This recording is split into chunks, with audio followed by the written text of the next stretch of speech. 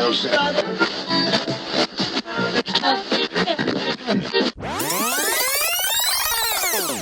everybody and welcome to another Transformers review. Firstly, I would like to apologise for any exterior noise that you can hear. I've got the air conditioning unit on because it is piping hot today, especially when you're sat under these big old chunky spot lamps for the review station. This is a rewind review, yet it is a new product. I got this from a recent order at Robot Kingdom. They had some old warehouse finds and I decided to grab it, but it is of course Armada Hotshot with his partner Jolt. Quick look around the box. Gorgeous artwork on these. Absolutely adored how they did it. Don't get me wrong, the Armada packaging was nice as well. I just think Eastern packaging was better, whether it be the Takara or the Sonicon. I think the packaging came out nicer. It was far more compacted as well in comparison. What we got over in the West with the Armada, Energon and Cybertron.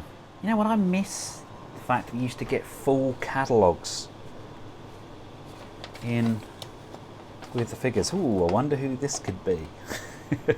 And here he is in his vehicle form, and doesn't he look amazing? You know what, these are good, big, solid figures. It's a chunk of a bot. They're kind of a nice blend between what we'd expect from our Transformers and kind of GoBots. They kind of blended them in together. They gave them gimmicks, but they made them playable. Now, of course, this is Hotshot. It's not a bad representation of him. It's somewhat lacking in articulation when we get him into his robot mode, and I'm not a huge fan of what they did with the windows, painting them up in the blue, but you know, it's not the worst figure in the world ever. And of course, he does have a gimmick. Placing his engine block on allows these two chainsaw sections to pop out of the front. I say pop lightly there, and of course his partner can attach to the back. Jolt just goes on the back there and attaches, and we can spin his copter blade, allowing Hotshot to fly through the sky. It's not the most amazing of gimmicks, but I did like the fact that all of these minicons could attach in various different places, and something that's really kind of got me excited for these Armada products again is the fact that we've got Fans Hobby releasing their Armada Optimus Prime, and the ports are compatible with these older minicons. That's something that really hits my nostalgic buttons. And as far as vehicles go, it's not terrible. It does kind of roll.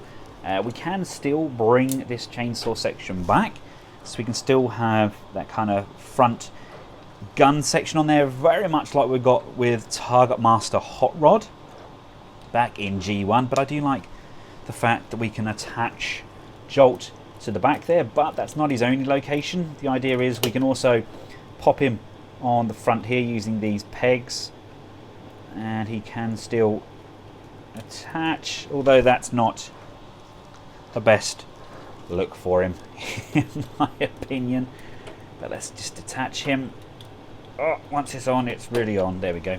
And the idea is you're meant to push this engine block in, holding this together because it does tend to pop off, and there we go. That's the gimmick. Can't say I'm overly impressed by that, but I had to remove some sort of old packaging glue that we had on Jolt there, just from where he'd been in the pack all this time.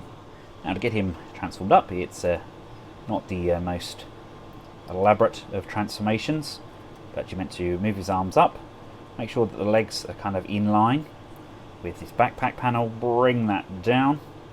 You can separate the legs like so, and then we can bring, there's more glue around here, isn't there? Look, it's all from the packaging where it's been in there for such a long time. Ugh, yuck. And we can bring his chest panel down, and there we have Jolt. Yeah, that's not a bad sculpt, not terrible. Backpack can come down, he can still use his rotor blades. Let's put him off to the side. He is very back heavy. And let's take a look at Hotshot. pretty much what you would expect. Lovely, crisp Autobot insignia on there. Fair bit of visible bot syndrome underneath, but we can untab these doors on both sides. They are going to come down because they will form part of the feet. This canopy section is going to lift. The legs can separate. Let's just remove the gun, separate those up, bring the feet out, and bring the feet out, and those are going to form the front of the legs. These panels fold down like so, and look, there's the head sculpt. That's not a bad sculpt, actually. That's a pretty good resemblance to how he looked in the show.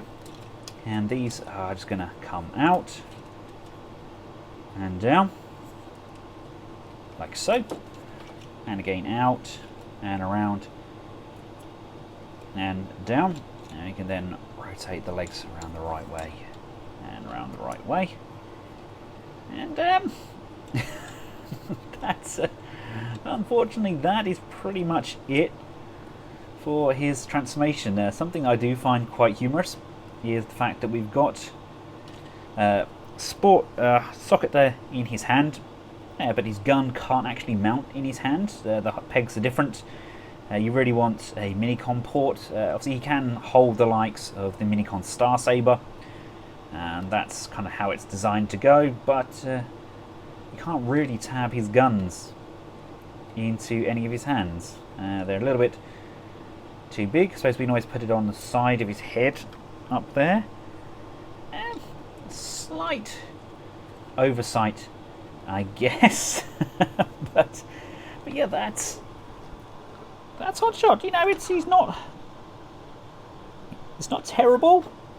He's not good by any means, but you know, he's a funky little figure, isn't he? He's pretty much what you would expect. He's a lump of plastic bearing a resemblance to his on-screen counterpart. Now, much like we had in his vehicle mode, he does have a gimmick. I'll use Jolt for this because he's quite flat on the underside. You push it in like so, and then the idea is to move that paw upwards, like that, and that releases his cannon section. I'm actually going to put his gun on his chest. Kind of builds up the engine block section on there. Let's have that in.